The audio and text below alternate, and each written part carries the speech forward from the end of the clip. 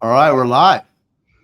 All right, thanks everyone for joining today. Here we are with Getting to Hell Yes with Mark Fiebig from PayScore.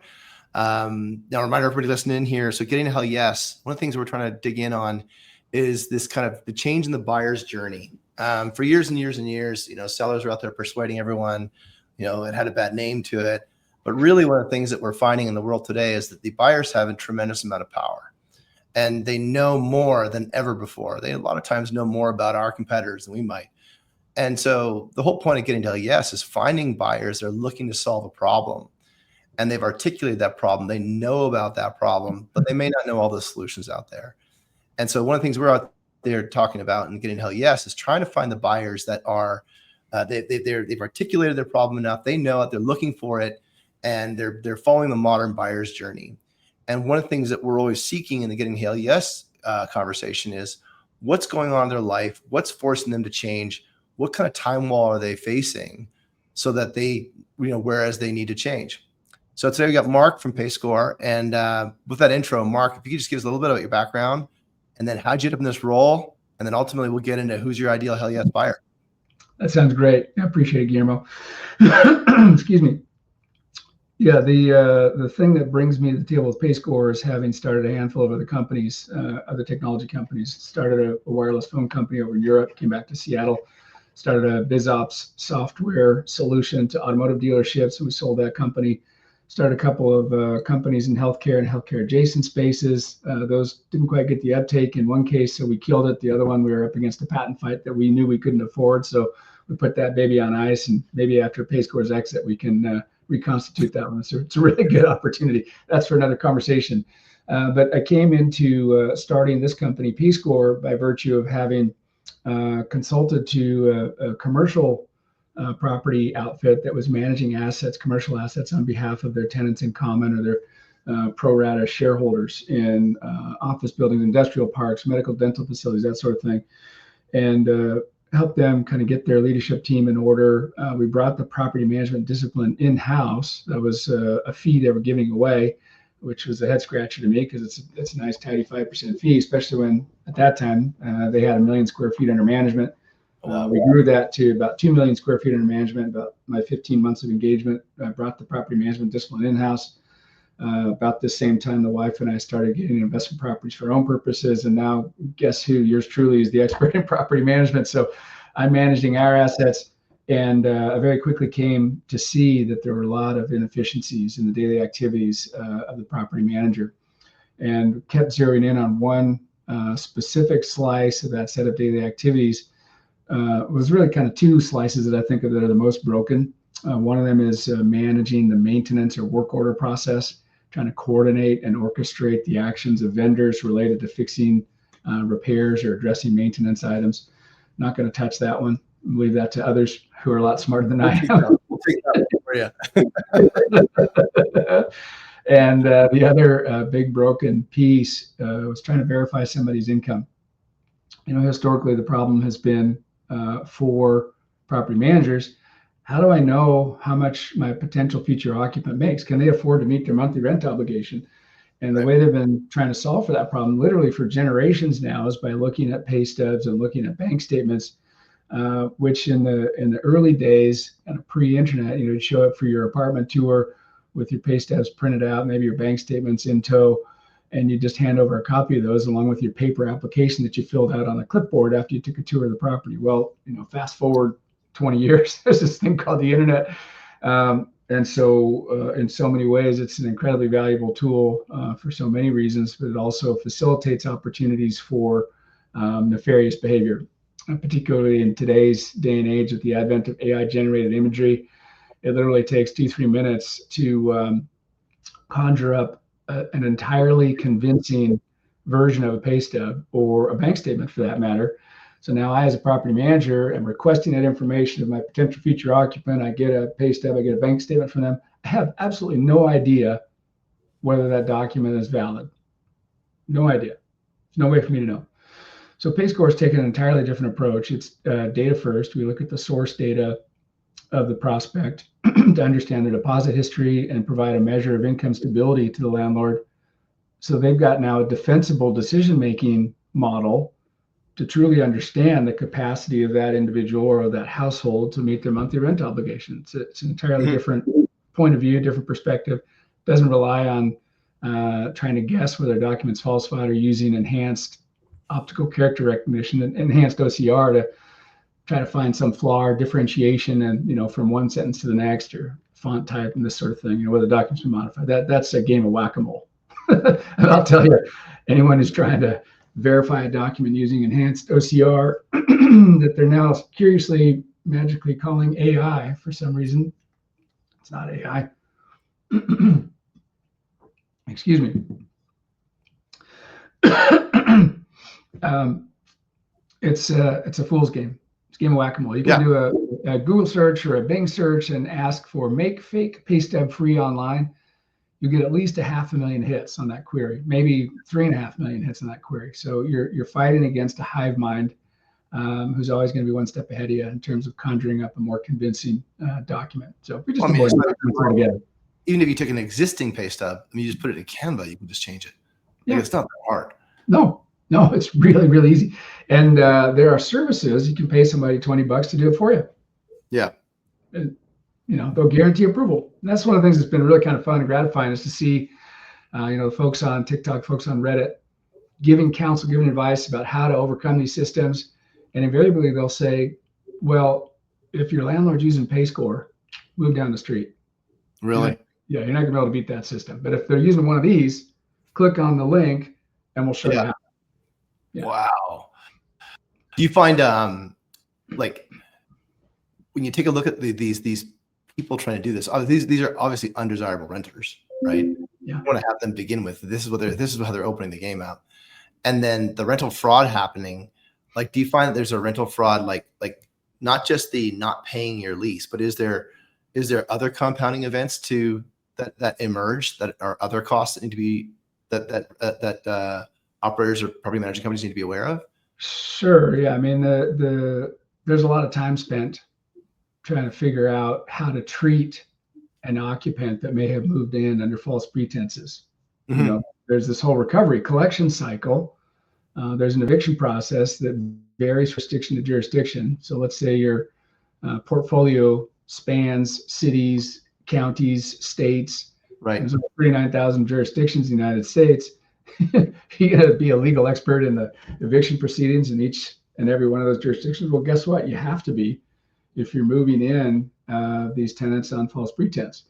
Another scary thing that we see happening now is it isn't just at the lower end of the rent range. You see this in premier properties as well.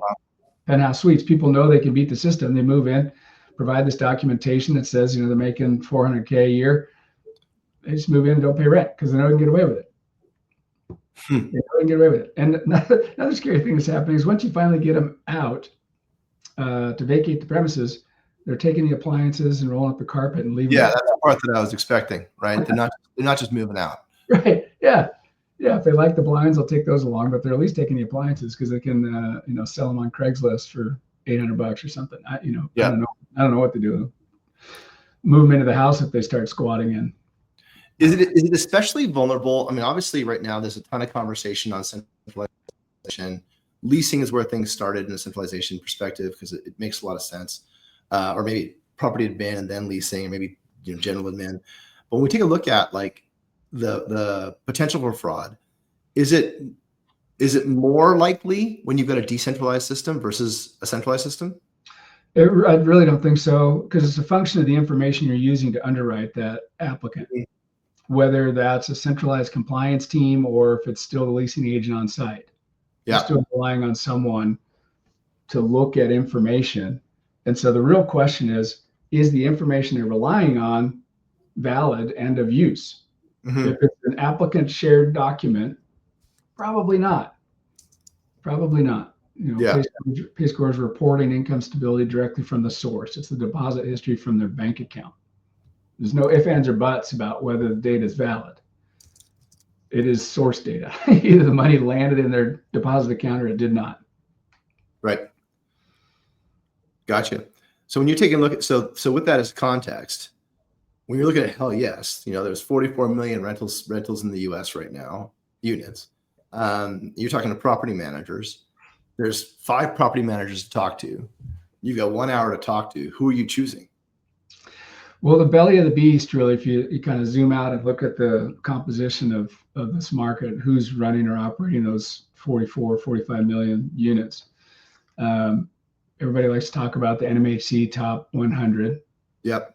That's something like plus or minus 5% of the unit count, right? It's crazy. The tail on it is huge, right? Yes. Yeah. Like yeah. They start at $1 million. I think assets at like 3.5, 350, maybe RPMs there too. I can't remember. And then it just like starts getting really small, really fast.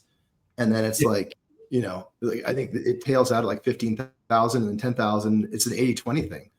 Right. Yeah, 100%. And that's great news for us, right? That just means there are even more folks, frankly, who have less opportunity prospectively to allocate resources to digital migration. Right. If I'm a portfolio operator of 10,000 units and there's 8 people on my team, we're scrambling, man. We are hustling. Yeah. What I like to say that the economic buyer, if you're familiar with that term, or the person who has authority over discretionary spend, and the pain are often in the same seat, right? Where when they're separate seats, now one's going to convince the other. But if you're, 10,000 units, the person who's actually got authority to spend and the person who's feeling the pain is the same person. Yeah. Yeah. We're a lot closer to that front line. 100%. Yeah. And that's one of the things I'll be candid about is the challenge in this space, in this segment is, let's think of this 10 or 20,000 unit portfolio, that group of operators inside of that organization, if it's 8 or if it's 28 people, it can be a different seat in that organization that is making the decision about this digital migration. Mm-hmm. So it's not a case of a pure traditional enterprise software sale where you're going after every company's sysadmin or every company's COO. Yes. Or every company, fill in the blank, right? Where it's the same target inside every company. Not the case here. So that there's some friction there for us in sales cycle on the front end and identifying who within that organization is the buyer, right? Who's taking the reins or who's owning that responsibility. Once we latch onto that person, I'll tell you, there's no mystery around whether they could benefit from what PayScore has to offer. That's one of the things that's been really fun and exciting about building this business is never in my life. And, I laid out a history of having disease around starting companies. Never in my life have I experienced sales calls like we have with PayScore. We just had another one of these last week on Thursday. One of our sales team was in a call, first conversation with a prospect. And by the end of an hour conversation, they had already submitted their onboarding information. We were scheduling a training call. Nice. Yeah. I mean, I've trained people in the first 30-minute conversation I've ever. So like they're on board. Their team of 3 people who conduct screening is on board by the end of our first 30-minute call. Outstanding. Yeah. That's a dream. So it's great. Yeah. So they know they have this problem. I mean, even some of the big companies, top 5 companies are still looking at pay stubs. They haven't quite gotten their heads around how to solve this problem yet. It's fascinating. So, and then to keep track of the conversation. So, the buyer out there is like your preferred buyer is someone that's 10,000 units under management. Like they're the ones that choose fastest. I'll put it that way. Right. And of course, yes. Everyone would love to have the biggest and the baddest, but ultimately we have to choose ones that buy fastest. Right. Yep. And the problem you solve for them is income verification. And that solves a problem around bad debts that smooths out. I mean, and ultimately I would imagine it's a leading indicator of a good renter, right? If someone's got bad, I'll put it this way. Maybe someone has negative pay score or negative demonstration ability to pay. That's just going to be a leading indicator of some sort of indication of problems down the road. Yeah, I mean, I'll tell you what, a big part of the puzzle. There's been kind of this, kind of triangulate as a property manager try to make a decision. You talk to their current landlord, you look at their pay stubs, you look at their credit score, and then you kind of lean back and go, "Yeah, Guillermo seemed like a good dude, and I gave him materials. Go for it. We'll take a flyer." Right? A little bit of that seat of the pants. We've actually had customers tell us now they've canceled their service for credit screening. They're like, we don't care. We just want to see how much money they have in the bank. And if that's a factor greater than their rent, that is their business threshold. They can set their threshold for us to tell them, yep, your applicant is above or below the threshold. Now they know. It's like, yeah, the money's there. You're good. Let's do it. Let's sign a lease. How do you find, and so like there's a lot of hand wringing for the right reasons over fair housing, right? And I hear a lot, and it's funny because like I hear a lot from a maintenance perspective around, maintenance is a problem, and it's not leading. It's not leading the headlines. It's certainly see it on the leasing side of things. How does PayScore? I don't want to lead the answer here. How does PayScore affect fair housing? Well, the fair housing man. Sure. Yeah. How do you stay compliant with fair housing if you're using PayScore services? Well, one of the cool things about PayScore is that we actually increase the odds of the prospect being treated more closely aligned with the fair housing tenants. Mm-hmm. Guillermo, you'd say, well, how can that be, Mark? Tell me more. Right, exactly. So one of the cool things about PayScore is that if you are someone with a side hustle, maybe you got 2 side hustles, right? You may not have W-2 income at all, and you've got 3 what traditional earners would think of as side hustles. PayScore can report that income, whether it's coming from PayPal, Square, Google Wallet, like wherever the money's coming in from, we can report that. And so now, if I'm a non-traditional earner, by the way, 45% of us have a side hustle in the United States. 45%. Another 45%, they're thinking about starting one in the next couple of weeks. Money's coming from everywhere. So as an occupant, a potential future occupant, I want to be able to put my best foot forward. And as a landlord, do I care where the money's coming from? I mean, within legal confines. Sure. Right? Do I care where the money's coming from? No, I just want to make sure you can pay the rent. So show me your income stability. Show me your earnings history. If I can see that, PayScore's report, you can. So now from the standpoint of, zooming back out to your original question, how does fair housing come into play here? We're helping property managers be more compliant with fair housing because they are giving their applicants the opportunity to fully represent their earning power. Totally shifts the dynamic. And we get feedback from the applicants as well as from our customers all the time. You got to stay close to your user.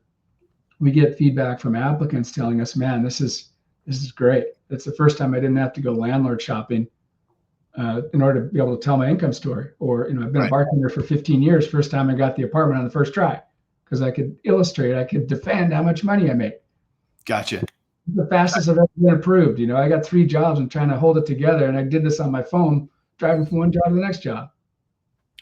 Do you, much like credit reporting, like do you offer, like is a renter, prospective renter ever able to go into PayScore ahead of time before they like get pre-approved sort of thing? Yeah, it's interesting. When we started the biz, we went direct to consumer. Okay. We had no name recognition. So the landlords would say to the applicants, man, you went to a lot of trouble to make a really pretty report. Now send me your pay stubs. So we had to step back and think, oh, okay, well, wait a minute. We need some brand recognition before we can go direct to the consumer. So, maybe that's in the future for us in some future phase. But we said, okay, wait a minute. We need to go to the landlord, make this service available to them so that they can get the information they need to make well-informed decisions.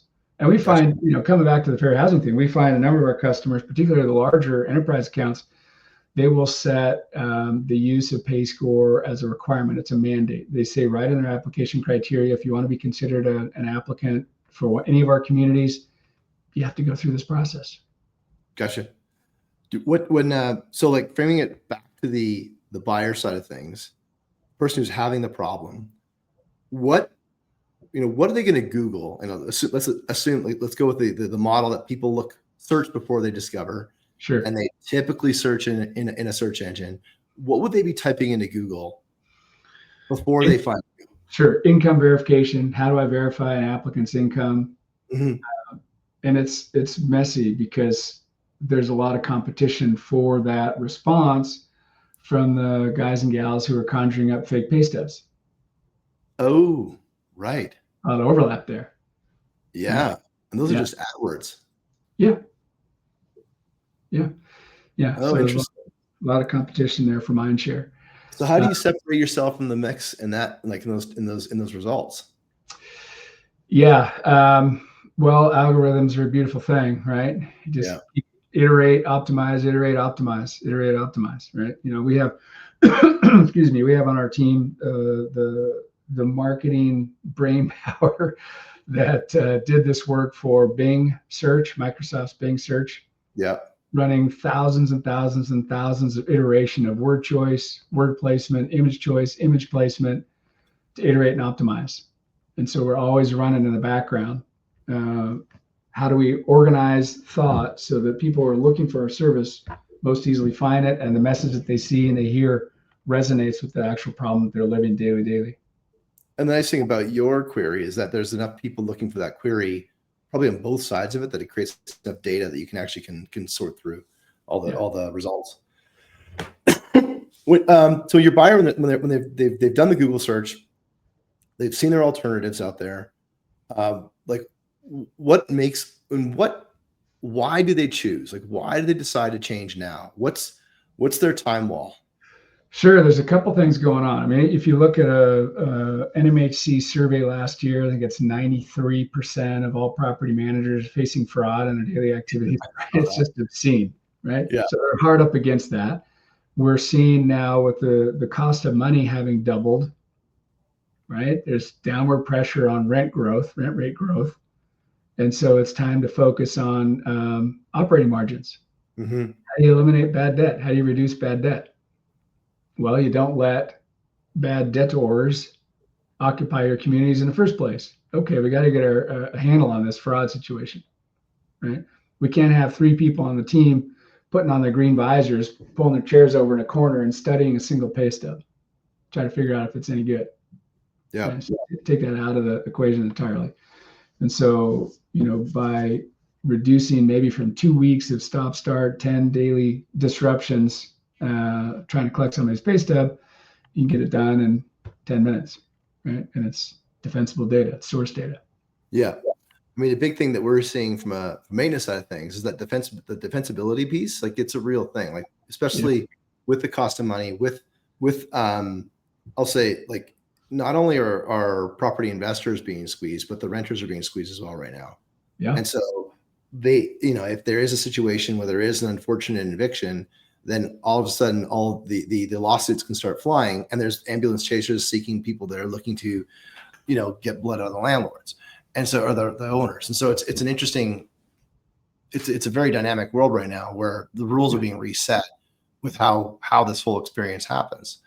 So, like, when you take a look at the legacy kind of like leasing approach, like, how do you sort? Like, if you're going to go filter, how do you sort within those that are seeking to find a resolution versus those that are probably not going to do anything? Sure. Yeah. Really, the only way to find that out is through conversation. Yeah. I mean, you can study and scrub and investigate and analyze anything you can find on the internet about a property management company, but it doesn't mean anything until you talk to somebody. How do you guys get those? What systems do you guys use to find those prospects? Sure. I mean, it's not altogether that difficult I mean, there are a number of providers of that information, right? It's also attending the industry trade shows, the traditional predictable trade shows. Yeah. You always get an attendee roster from those trade shows. So you can contact information in that way. And we also have been very diligent in building our sales team with folks who have direct industry experience. Mm-hmm. And bringing for those of us in the room who are old enough, they're bringing their Rolodex, right? Their network of contacts developed over their career arc to bear when they're calling on accounts. These are accounts they've sold to or maybe worked inside of in the past, right? So it's kind of a combination of events. Gotcha.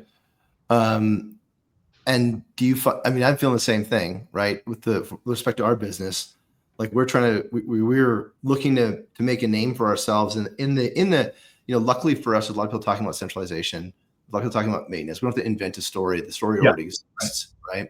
Yeah. And we kind of follow on that, and that's been good. But there's still, I think, even for what we sell, there's a leading curve of conversation before there's actually conviction around buying. And so there's still a bit of that needs to be solved. But by and large, like, the more conversations we have, there's everybody who's like, either like I think we're seeing that people already have it in budget, or they're thinking about it, or at least they've got people mobilizing around it, or they're experimenting about it. And so often I ask the question, like, what have you tried? Right. And so do you get that kind of question? Like, how does that land? Sure. Yeah. I mean, similarly, everybody knows they have a problem, right? This is how we've closed deals in the first call. I've onboarded new accounts instead of the 30-minute call, first contact. Just happening last week when our sales team did that in an hour, right? First contact, onboarded the team inside of an hour. They know they have a problem. You call them and say, hey, how do you verify income? And they're like, oh man, it's a disaster. Let me tell you. Right. Like, okay, great.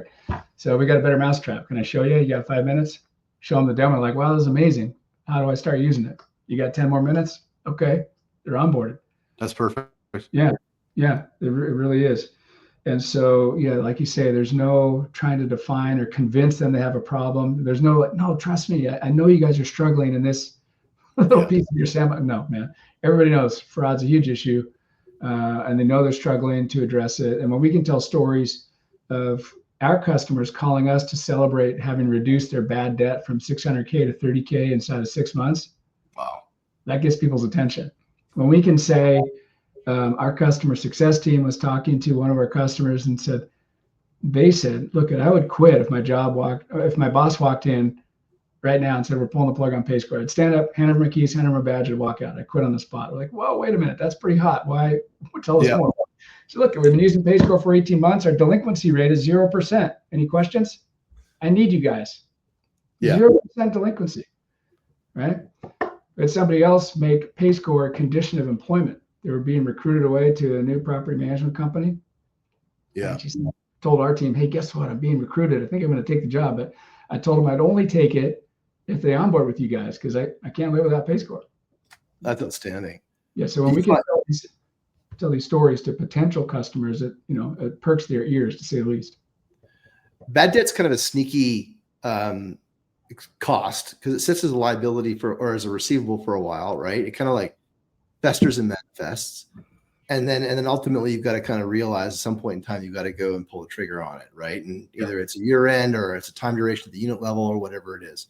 Yep. I mean, while it would seem extremely obvious that this is something that you want to prevent on day zero, given that it sits there on the balance sheet as something that you're kind of accruing, how it is, because like in many cases, like you would recognize that revenue for that month,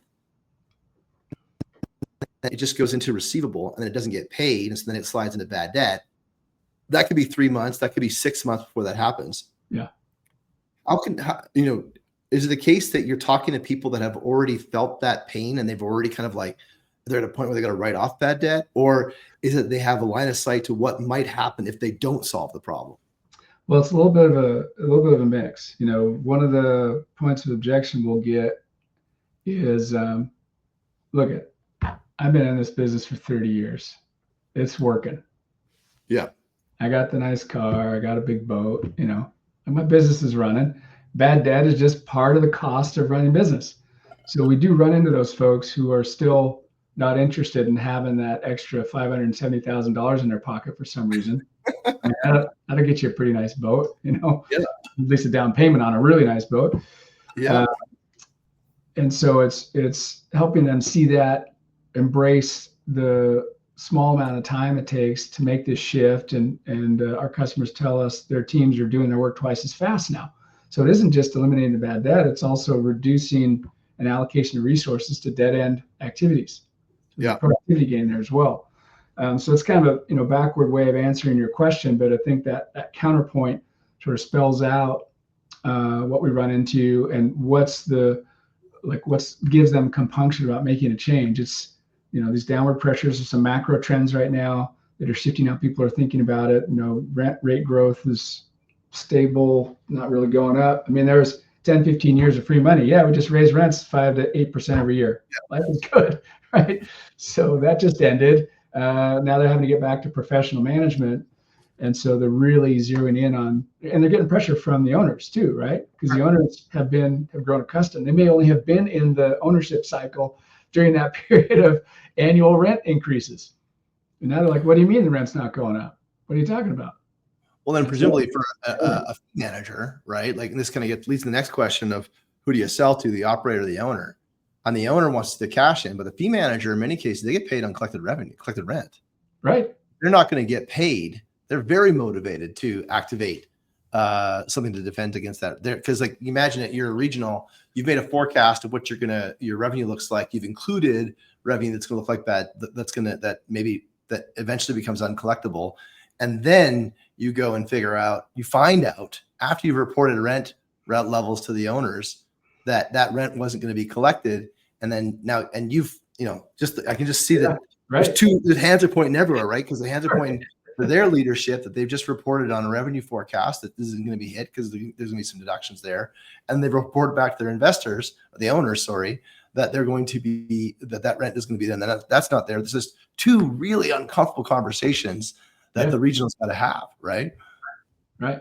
Yeah. And so to kind of illustrate the success that we have in that regard, there's a regional, I won't name the company, but it's one of the top three. We'll just put it at that, big operator. And so the owners, they don't put all their eggs in one basket. They hire 2, 3, maybe 4 third-party managers.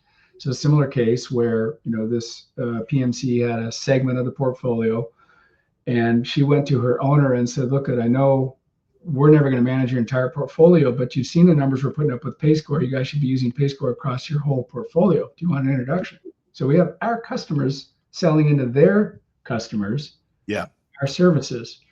And so that regional has the foresight to think about not wanting to have those uncomfortable conversations that you're talking about. Yep. I don't want to live through that. I don't want to live through that. It's not fun. It is an uncomfortable conversation. And so what can I do to prevent it? Oh, that's right. PayScore is preventing me from having to have those conversations. So, let's spread the word. So, I mean, it feels like a slam dunk, right? But it is, but it's not, or sales just isn't. It should be, right? So like you mentioned the objection about I've been in the business forever and ever. What other objections do you hear? Sure. Another objection is, now PayScore has been at this for a little over 7 years now. So we've been taking arrows in the back. We're, best in class provider in this dominion, but we've seen over the last 2-3 years, other people jumping into our sandbox and reaching for our bucket and, the pail and the shovel. And so now one of the things that we run into is we'll be in a prospect dialogue and they say, well, we're going to run a side-by-side. Mm-hmm. Which is great. We're perfectly happy to have that bake off, see who gets the blue ribbon because we know we outperform everybody else that's out there. But it lengthens the sales cycle, right? It takes longer to close a deal now because they want to run side-by-side pilots for 3 months. And so that's one of the objections that we now face. So that's a new obstacle or a new hurdle for us over the last 18 months to 2 years. So, you got to shift and adjust to that accordingly. And we welcome it. We love having competition now. Instead of having to educate people about what we do, it's educating how we're different than the other person that you spoke with. Yep. And we're happy to do that all day long. Yeah, we do the similar. We have similar conversations where it's like, it's easier for someone to understand conceptually what you do if they've heard about it before from somebody else. Right. And it is important that, despite that it may seem obvious to folks that are out there in the buyer community, but we do actually encourage the voice of all of our competitors, because the more people are talking about centralized maintenance, the more comfortable buyers are. The more people are moving along that curve from early adopters into kind of the early majority, where they understand what it means and they frame their own definition for it all, and they start to kind of understand what they have something to type into Google, right? Like and the second that someone starts typing into Google the problem that you solve, then and before they've met you, then your audience is already validated. Like they're already vetted. They're already seeking alternatives and they're moving themselves down the buyer's journey. Right. Yeah. Any stories like when you're having the conversation to be able to filter out who's ready to buy and who's not ready to buy? What kind of, what's your question flow? Like when you bring on a new AE and there's a question that you must ask, what's that question look like and what's it feel like? Sure. It's fairly basic stuff, right? Who owns the budget, right? Who has responsibility for this buy decision? You got to understand that. And if that's not the person that we're talking to, then we need to get in contact with that person as soon as possible. That honestly, that's the biggie. The things that we like to learn about is, how much time are they spending trying to combat fraud today? How many people on the team, that's their sole set of responsibilities, is trying to deal with fraud? Is it 2 people or is it 12 people in the team? And what if we could reduce that 2 and 12 to 1 or 6, right? Mm-hmm. That's real cash money. So you start to lay out the economic proposition here, the benefits, the identifiable financial reward from using our service that resonates with people. So you got to get them in dialogue around those things, those points of pressure. There may not be pain, but at least pressure, so that you can uncover how to listen, Mm-hmm. Mm-hmm. what to listen to. When we started the biz, we put a stake in the ground and said, we're doing this to make lives easier for people. That's our operating thesis. And so that every question that we ask, every potential feature add to our platform, our commercial paper for agreements with our customers and partners, how can we make your life easier? So that informs the dialogue, informs the conversations we have with potential customers. I know you're struggling in these ways. Can I show you how to make your life easier? I'd like you to be more satisfied with the work that you do. And there are ways that we can make that happen for you. And it's pretty painless. It's pretty painless. We can onboard the team inside of an hour and you're off to the races. Now you're going to be able to focus on other fun and enjoyable things. So that's kind of the discussion path that we go down. It's like, man, income verification doesn't have to be like digging a ditch that you fill in and dig again. It should be more like ordering a pizza. That is instant gratification. You call a large pepperoni. Next thing you have to do is answer the doorbell and get your pizza. Income verification can be the same way. You can set it aside. It's set it and forget it, right? Click to verify, send out an invite, go about your daily activities. In comes a report, then you're positioned to make a decision. So helping them understand that there's this massive disruption flow that literally just gets flushed. It's gone. So like from a force ranking perspective, like do you find that your buyers buy on a cost savings basis or on a risk mitigation basis? Well, that's part of the discovery cycle, is finding out how your buyer ticks. Mm-hmm. Because they can be coming to the table from either side. Yeah. Maybe it's a mix, right? So what's the right story? Or maybe faster revenue, right? I guess faster revenue the other one, right? Right. Yeah. What's the decision path that resonates with your buyer? Right. So our discovery process is finding out what are their pressure points, what are their pain points. Is it budget based? Is it high turnover in the seats next to them? If I'm a community manager and I can't keep somebody on the front line, that's because they hate trying to verify income because it's a royal pain in the what. That's the highest turnover seat in the house. Why not give them better tools so they're more likely to stay? Because we all know how much it costs to turn over headcount. Super expensive. So it's finding out, like, what are the things that they're suffering with that derive from the cycle, the traditional cycle of violence around verifying income. Sure. And how do we take the violence out of it and make the cycle spin faster, roll down the street faster, so they can focus on higher value activities like occupant retention. So then getting, like, for the audience that's listening, for like tactical kind of experience share on the questions to determine if they're looking for faster revenue, like better, faster, or cheaper, right? Or risk or cost. How do you dig in on that? Like, what's the double click there? Sure. Right. Yeah. So, a question is, everyone wants to know, it's like, man, this is amazing. It's really elegant. How much does it cost? Right. And so when you get into the cost conversation, now you really pull out the tools around the economic value, right? You talk about 50% efficiency gain. You talk about reducing bad debt from 600K to 30K. Talk about 0% delinquencies. And it's becomes easy to understand and interpret on the buyer side that, okay, there really is something here that is beneficial to the company above and beyond just the process improvement. Right. How do you convey those layers of value that aren't just the thing on the surface? Oh, you verify income. Okay, I get it. Yeah, no more bad pay stubs.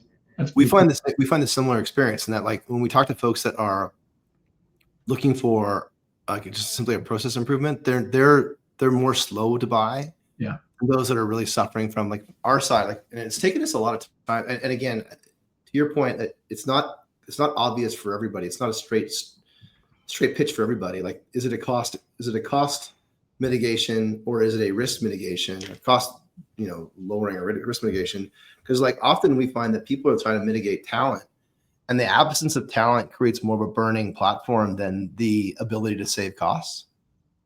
Because like if I'm going to need to grow from, let's say, like, and I also find that like the smaller operators or PMCs, if they're looking to go from like 20,000 to 40,000, they're going to have a doubling effect, and so they've got some real blockers in their way that are going to prevent them from being able to double. Yeah. Whereas if you're in a 100,000, 200,000, that's like moving the earth, right? Yeah. So like that's acquisitions. Whereas if you're looking at organically double, there's certain things you got to figure out in your own way. Right. And so systematizing process, right? I mean, they always say for the franchisor, the franchisee, it's the third location that'll kill you. If you don't have your systems in place and you try to open that third store, you're done. Because there's only 24 hours a day. You can't work 12 hours a day at 3 locations. That's right. Yeah. Good systems. So like what we find is that like like there's an obvious cost saving. Like there's so many times we hear that's a no-brainer. This is a no-brainer, right? And then the but comes, right? So what buts do you get? Sure. Yeah. I mean, the but for us is, man, we're so focused on this other initiative right now that we can't look at this until next quarter. Yeah. Okay. So it's a no right now. It's not a no for good. And that's okay. So the key way to work with that is to recognize and acknowledge that can be the truth inside of your target accounts. But you got to build your pipeline, fill your pipeline accordingly. Yeah. Yeah. Simple as that. So yeah, you got to meet the customer where they are, right? How you making their life easier. If they can't look at this until next quarter, that's great. Then let's dig in next quarter. But I want to make sure I'm on your calendar before I get off this call, right? Yeah. So let's book 100%. The meeting now instead of me reaching out in a quarter and then trying to book the meeting, which takes another quarter to get on your calendar. Right? That's right. Yeah. So then it's it's the basic mechanisms, the block and tackle of sales, and making sure that our team is executing against those basic block and tackle steps. Where did you get into where did you first start getting exposed to the kind of the rhythm of sales, the cadence of sales? I had a paper out when I was 11 years old. I've been an entrepreneur ever since. That was actually my first experience of bad debt. Yeah, there you go. Yep. You know what I'm talking about. Yeah, man, I've been selling ever since. Yeah. Yeah. The cadence of it is it's not as natural as it should be. Like staying on cadence for sales, like especially top of funnel activities, it can be distracting. Like it's easy to be distracted by it, and it's interesting when you start trying to do batches for certain things. It really is about consistently pursuing the same target at the same time. Like one thing that we've learned over and over and over again is the bowling pin approach. It really rings true. And if you're familiar with that, or the audience is like, it's that you have to have pursuing multiple prospects that look very, very similar to one another, and in the best case scenario, they know one another, and start knocking the energy that goes into knocking that first pin down can do a lot of the work to knocking down the subsequent pins. Yeah. But the temptation in property management is to get fragmented because everybody is everywhere, right? Yeah. And so to your point about the conferences, what I find also very interesting is that while you may be focusing in Dallas or Seattle or a certain regional market, but then you go to these conferences and everybody seems to know each other, right? Are you heading to NMHC next week? Some of the team will be there. I will not be there for this one. Yeah. Yeah.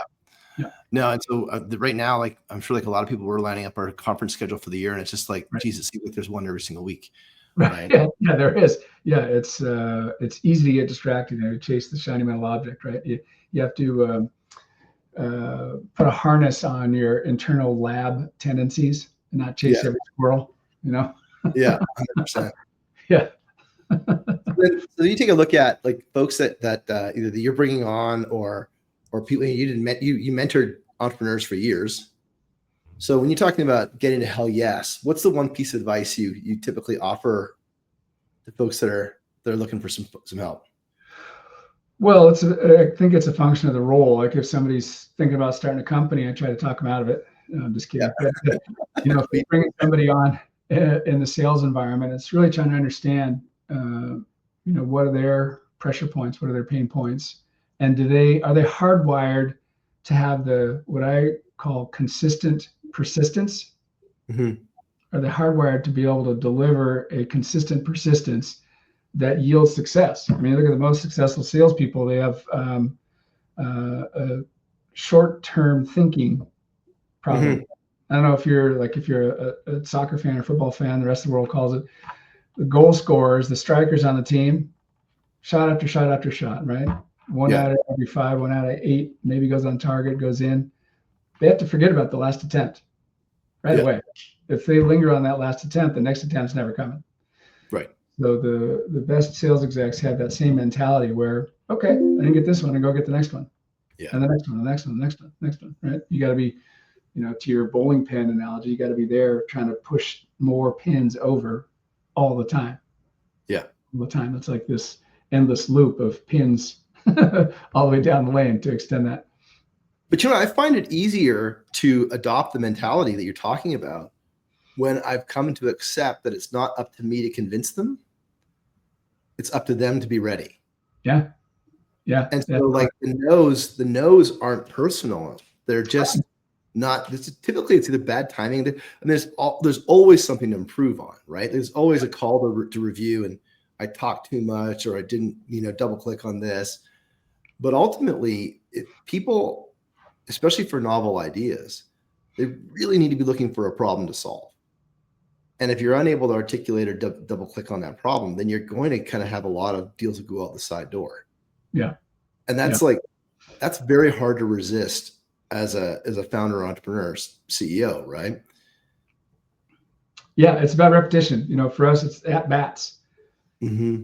If going back earlier in our conversation, talk about how quickly we can onboard new accounts. Quit spending the time on someone who might onboard in 6 months. Go find someone who's going to onboard in this call. Yeah. Right. You can come back to the 6-monther. That's okay. Yeah. Let it lay fallow and ping them on their schedule, but you got to get more of the more at bats to hit it out of the park. Here's maybe a fun story from a number of years past. One of my board members in a past company was on the board at a little company you might have heard of that was started here in Seattle called Costco. And yeah, yeah, run into that one before. Yeah, don't go. Yeah, that place. One of the founders of that company started his career as a salesperson in insurance sales. And he was calling on accounts. And when he came the first day on this new job, his supervisor, owner of the company, said, Guillermo, listen, this is how it works here. You're on a 100-point plan every day, 100 points. Yeah. And you can get your points either 100 calls or each of those is worth a point. Yeah. 25 points for a booked meeting. I'm sorry, 10 points for a booked meeting, 25 points for a held meeting. And your last day is the first day you don't get 100 points. There you go. The network this fellow built, Mr. Brotman built, that led him to start Costco was all the people he was calling on, earning his 100 points a day. Wow. He identified the commonality that all these small business owners he was calling on to sell general liability insurance policies to, they're all struggling. He's listening and learning about their pain points.